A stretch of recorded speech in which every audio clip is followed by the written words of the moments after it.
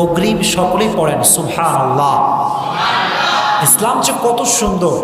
इस्लाम बोले जो आपसे तोड़े आप उससे जोड़ो, जो आपके हक मार दे आप उसके हक अदा कर दो, और जो आपको तकलीफ पहुंचाए आप उसको अल्लाह के लिए माफ़ कर दो। इस्लाम बोले जे तुम्हार संगे सम्पर्क भेंगे देय तार संगे तुमी सम्पर्क जोड़ा लागाओ, जे तुम्हार हक नष्ट करे तार हक तुमी आदाय करे दाओ, और जे तुम्हार संगे जुलुम करे अत्याचार करे कष्ट देय ताके तुमी आल्लाहर जन्य माफ़ करे दाओ। सुबहानाल्लाह पड़े।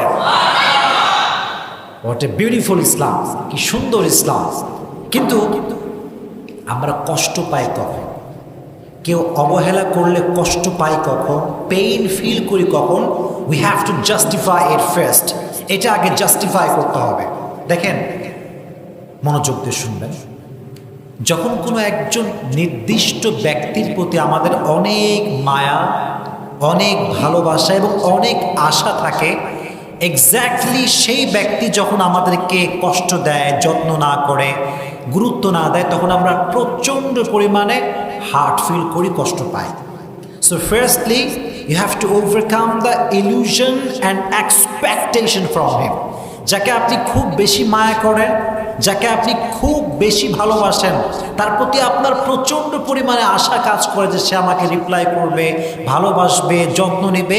এই ভালোবাসা, এই মায়া এবং আশা তার থেকে কাটাতে হবে। রাজি আছেন ইনশাআল্লাহ? এইটা ওভারকাম করতে হবে।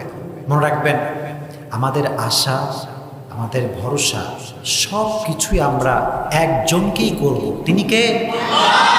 You have to put your trust on your Lord. রবকে ভরসা করবেন। আর মনে রাখবেন, always keep it in your mind, মাথায় রাখবেন যে দুনিয়াতে আপনি কারো কাছে গুরুত্ব ভিক্ষা চাওয়ার জন্য আসেন নাই। দুনিয়াতে আপনি কারো কাছে মায়া ভিক্ষা করার জন্য আসেন নাই যে ভাই আমার একটু ভালোবাসা দাও, আমার একটু মায়া দাও, আমাকে একটু ভালোবাসা দাও। নো, এটা আপনার জব নয়, এটা আপনার দায়িত্ব নয় যে আপনি ভালোবাসা ভিক্ষা করে বেড়াবেন। না, এটা আপনার দায়িত্ব নয়। আপনার কাজ হচ্ছে একটা সিবগাতুল্লাহ, ওয়ামান আহসানু মিনাল্লাহি সিবগা। দুনিয়াতে আপনার কাজ হচ্ছে আল্লাহর রঙে রঙিন হয়ে যাবেন, পুরো দুনিয়াটাই আপনার হয়ে যাবে। সুবহানাল্লাহ পড়ে।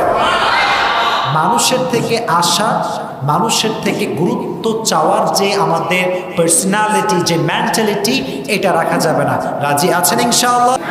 So firstly you have to overcome the illusion and expectation from him. কারো প্রতি অতিরিক্ত লেভেলের কোনো মায়া এবং আশা রাখা যাবে না। পারা যাবে ইনশাআল্লাহ? নাম্বার 2, কেউ গুরুত্ব না দিলে যে কাজটা করবেন সেটি হচ্ছে stop feeling worthless about yourself.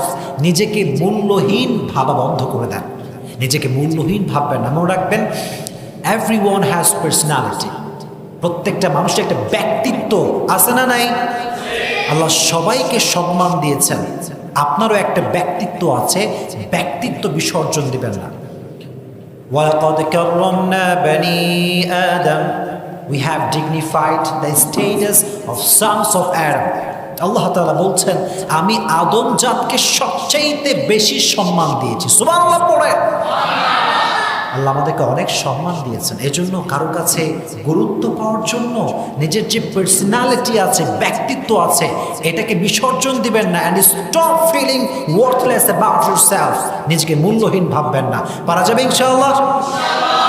And number 3, and that is the last point, and that is very important, establish yourself. নিজেকে প্রতিষ্ঠিত করেন এমনভাবে কেউ যেন আপনাকে অবহেলা করার সাহসটা খুঁজে না পায়। নিজেকে এমন একটা পজিশনে নিয়ে যান যেন মানুষ আপনাকে স্যালিউট করতে বাধ্য হয়, সম্মান করতে বাধ্য হয়, আপনাকে অলওয়েজ মন থেকে সম্মান করতে বাধ্য হয়, আপনাকে গুরুত্ব না দেওয়ার চিন্তা যেন সে করতেই না পারে। এরকম একটা পজিশন হোল্ড করবেন।